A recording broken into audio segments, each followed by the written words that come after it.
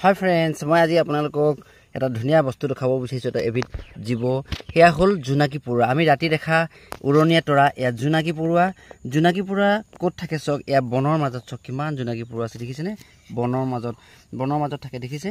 আৰু এই জোনাকী পৰুৱাবিলাকে ৰাতি হ'লেই উৰা মাৰি সিহঁতি আহাৰ বিচাৰি ফুৰে। চাওক এয়া জোনাকী পৰুৱা কিমান, দেখিছে? এজনী দুজনীকৈ বহুত কেইজনী আমি জোনাকী পৰুৱা দেখিবলৈ পাইছোঁ। আৰু বিশেষ বৈশিষ্ট্য হ'ল ইহঁতৰ ৰিপ্ৰডাকশ্যনছ, আৰু এনেদৰে আহি থাকে। এয়া চাওক, এই দেখিছে আপোনালোকে, তেওঁলোকে সহবাস কৰিছে এয়া।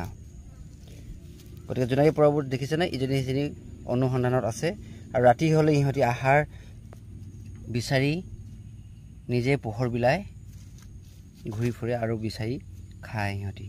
এয়া এবিধ সঁচাকৈ বৰ সুন্দৰ জীৱ বুলিয়ে কৈছোঁ।